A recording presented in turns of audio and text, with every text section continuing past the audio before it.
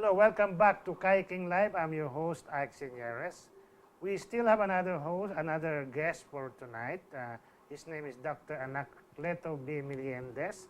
He is my kasimanwa from Davao, a medical doctor, MD, but he's also a deacon of the Independent Catholic Church. Yes. This is not the Philippine Independent Church, no? It's an independent Catholic church, or the Holy Catholic Church International. Yes, yes, yes. So earlier, Doc, you heard our conversations with Dr. Austria. I know you're also into that. Yes.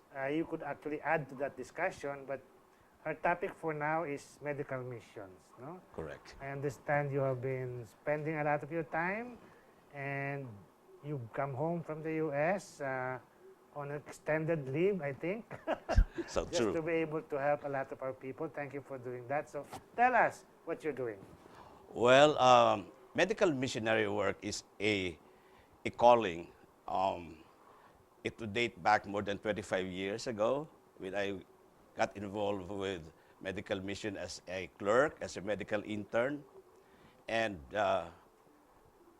it's very close to home also because I met my wife in the medical missionary work in the Divine Mercy Charity Lying in Clinic, where we were doing not only helping women deliver in a safe environment in a clinic, but we go out as far as Montalban, and in the mountains of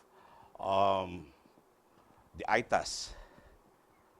So, but because I pursued this so-called calling, I was so blessed to be supported by big foundations in the U.S. To mention one is the Brothers Brother Foundation, and they provide me with unlimited supply of medicines and medical supplies.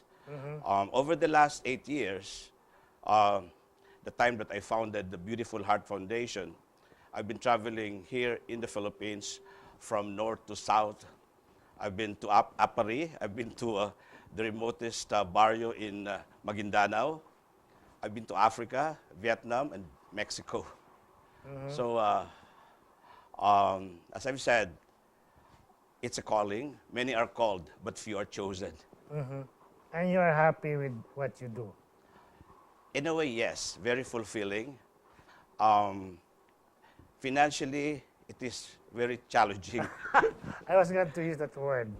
What's happening to your medical practice in the U.S.? On hold for now? Practically in the U.S., I got involved with research. I was employed at Stanford Hospital and also at the University of California in San Diego. We were doing research in alternative medicine. That's why I got involved. Oh, okay. My boss was a psychiatrist then. We were doing research on sleep and sleep problems related to anxiety and depression. So my boss, a psychiatrist,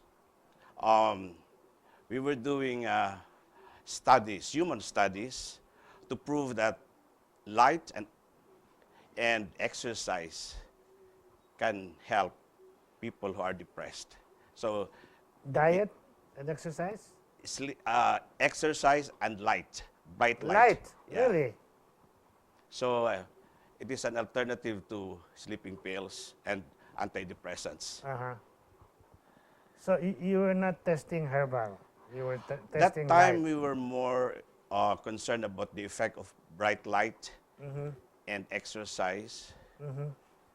So to old people with depression and anxiety. Now, in regards to my medical mission, I combine the use of pharmaceuticals, which are given for free. And of course, I would be encouraging people from third world countries like the Philippines to make use of plants, fruits, and herbs, food as medicine. Here in the Philippines, you could have a garden of medicines. Correct. Yeah. And I learned this way back in 1993 when I was a municipal health officer of Piquit, Cotabato. And it was really Dr. Flavier who would push for Oh yes, God bless his botika sa soul. paso. Ah, yes, yes. So tell our audience, because I think since that time, no, uh, malunggay has become popular, lagundi. Recently, I heard something about okra. Tell us about your experience, Doc. Well, quite recently, I was able to acquire a small resort property in Santa Maria, Bulacan, where I personally initiate the planting of these vegetables, herbs, and fruits. So I have an herbal plantation there where I do the gardening of different kinds of herbs. The most promising now is the asitaba. Asitaba, yes, I'm Yes. familiar. You have all those. Exciting, huh? Mhm. And this is organic. And definitely organic. Mm-hmm. And what is good about gardening is it involves physical exercise. Mm-hmm. You get sunlight. Mm-hmm. So that idea of light and exercise can Oh, cure okay. You're in that anxiety and depression. you're in that direction. Yeah. Are you planting malunggay? Yeah, malunggay. It's all over. Uh-huh. We are starting to plant fruits that are high in antioxidants, say Such as? mangosteen. All right. Yeah. Yeah, since you have a religious background, Doc, I want to ask you something. Why is it that many of these healthy plants or organic plants or plants that have the capability to heal are found here? Is that a particular blessing from the Lord? Well, I would always call the Philippines. We have turmeric, we have Yeah. ampalaya, Yeah, correct. and all of those. Why? Well, as I've said, I would always call the Philippines as another holy land in Asia, particularly. Remember, we're about to celebrate our 500 years of Christianity in the Philippines. And we know that March 31, 1521 was the first cross was erected in this country. So by divine providence, I would think we are really blessed as a country. And you can see that in the environment, the resilience of our people. We know that the Filipinos are known to be very caring persons. We are so proud of our nurses and doctors are working all over the world, known to be not only very professional, but very caring and loving to patients. So nature and the people in the Philippines are the best gifts that we have in this country. And what is the future? Because, that can be a means of livelihood for farmers. Oh, I forgot to mention virgin coconut oil. Yeah, of course. Yeah. It used to be that the farmers in those places where they grow coconuts were discouraged. But over the last, I think, 10 years now, we are getting so much revenues from our coconuts with this VCO. VCOs. And not only VCO, we have coconut starch, coconut sugar, Yes. alternative to the bad white sugar. The coconut flour, very low in glycemic. The glycemic index is low, so very good for diabetics. Oh, yes, coconut sugar, that Yeah. brownish sugar, yes? That's my question, actually. All of these are coming here, or all of these are found here. Correct, As if, for one reason, all of these are found here. correct. And there are so many more that we need to discover. Maybe in the forest. Well, it sometimes they just grow wild in your backyard And you don't know. that you don't even know. But the way I would tell patients is like fruits. We know that antioxidant properties is based on, we have a way to measure that. But for ordinary laymen, any fruit that would stain white linen has high antioxidants. And example? Example, you say mangosteen. Okay. That's the rule, huh? Yeah. Interesting. And so with plants and vegetables. Earlier, you heard my conversations with Dr. Austria. It's what people eat that make them sick. Mhm. And my last question to her was, it's possible that what you eat could make you well. Correct. You're in that direction. Mhm.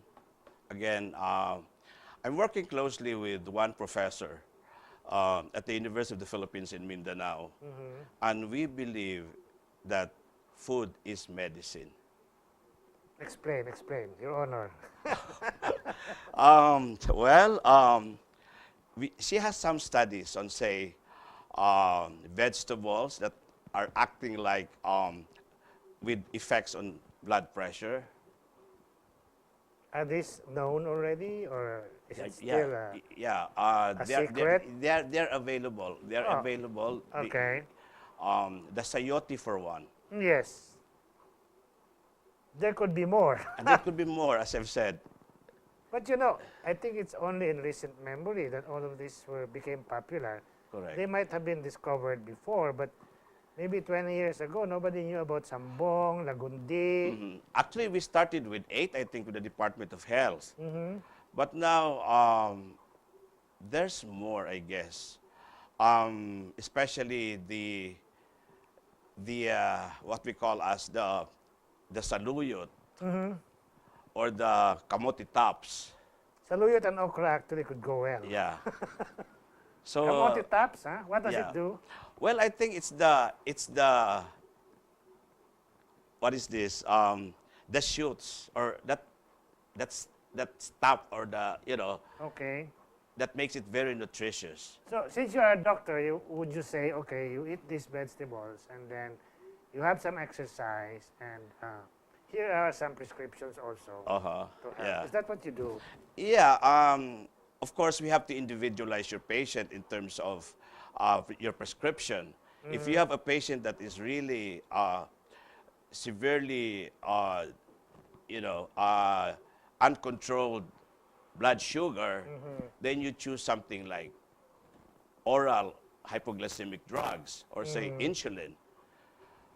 But so I don't really discourage patients to stop these drugs for severe cases.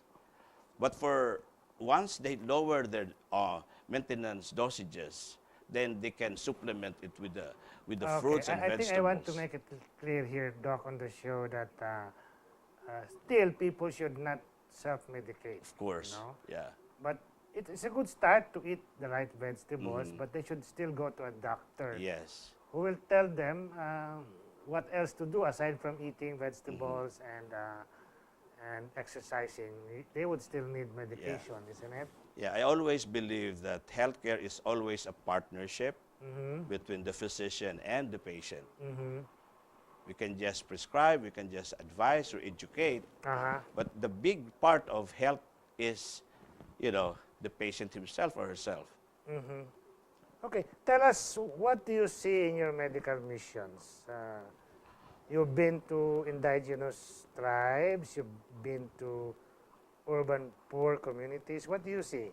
Well, the same old cases, the infection is very common. Uh-huh. That's why in any medical mission, I would start with an education campaign on environmental sanitation. I would even check, Environmental sanitation. yes, I would even check the nails of children to emphasize that a dirty hand or nail would start infestations of, parasitism. But that's part of education also, isn't it? Yes, a big part of, health is really education.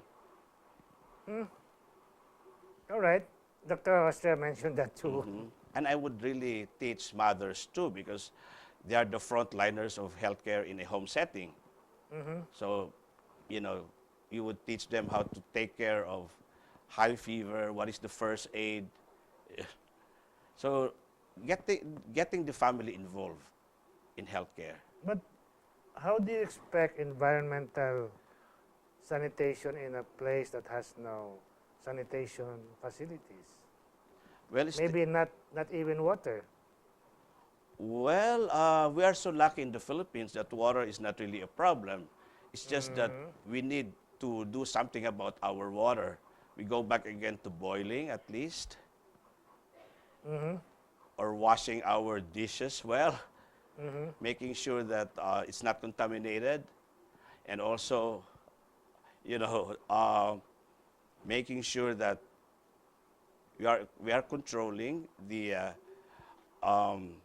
insects.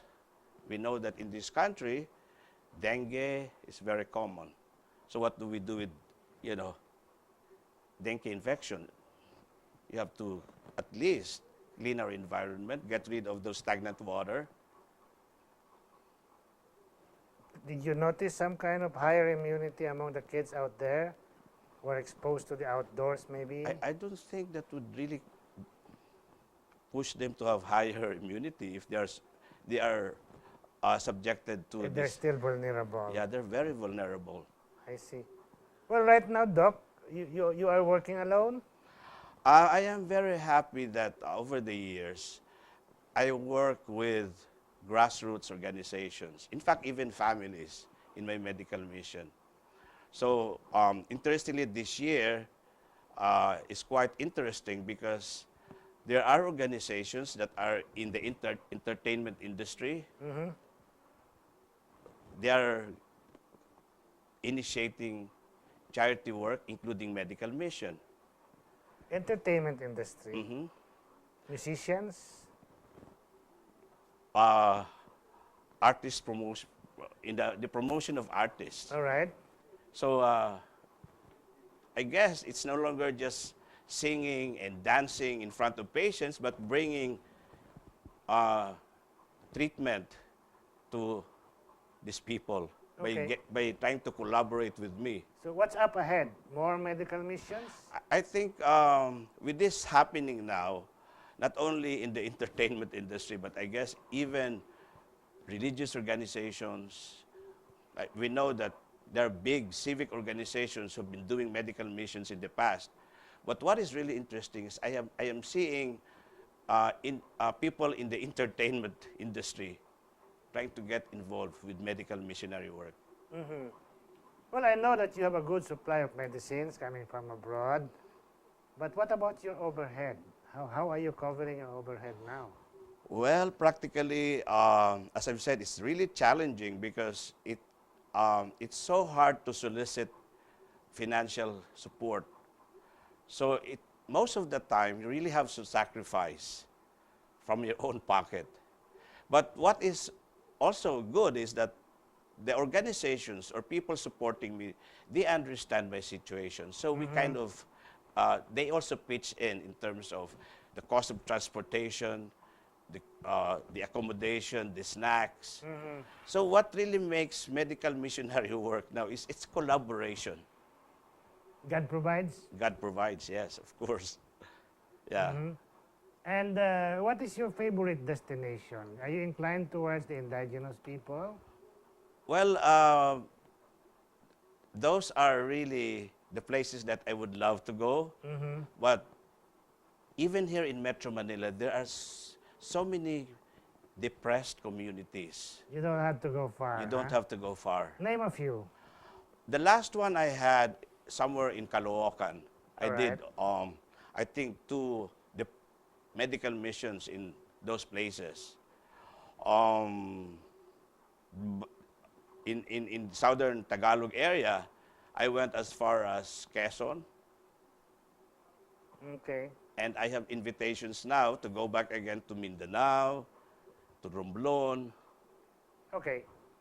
We have a few minutes remaining. I want to ask you maybe a sensitive question. It's up to you to answer it. You know, Pope Francis has been doing this kind of work in Argentina before he became Pope.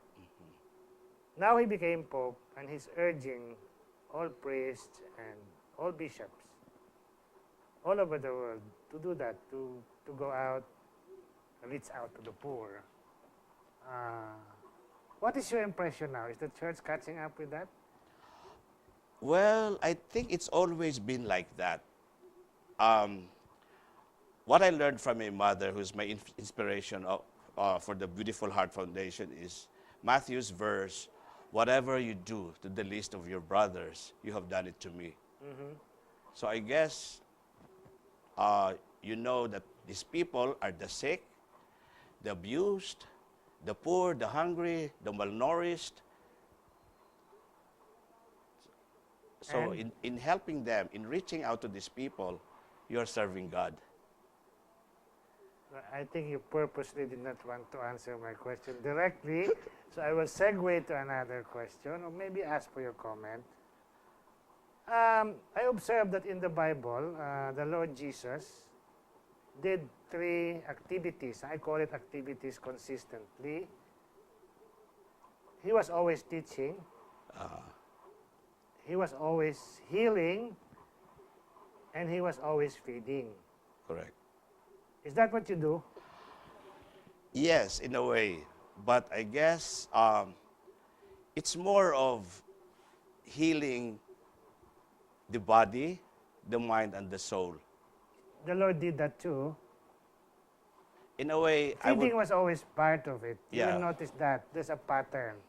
Correct. And I think this is the essence of holistic health. Holiness. Well, the word whole, W, would mean the approach should be Wholeness with a W. with a W, meaning to say the Okay. integration of the different systems Uh-huh. of the body, or the integration now of the body, the mind, and the soul. Of course, healing is not just the healing of the body and the mind, it's more of the healing of the soul. And we know that death is a fact of life. But we know that dying, say physically, is temporary. Okay, Doc, we only have a minute left. I'll give that minute to you to call for help. Yes, I would like to take this opportunity to invite those who have never experienced medical missionary work. This is a calling, as I've said, and I need more volunteers from the time that we repack medicine to the time that we go to the actual medical mission site to educate our poor patients, or at least to do counseling, to give them a sense of hope that somebody is still there to care for them and to love them. Thank you, Doc. It's my pleasure. I think it's really my blessing that I get to know people like you. And my phone number is there, actually. If they did not catch yours, they can text that number and I can refer them to you. Meanwhile, thank you for coming to the show. It's a blessing. And take it away, baby.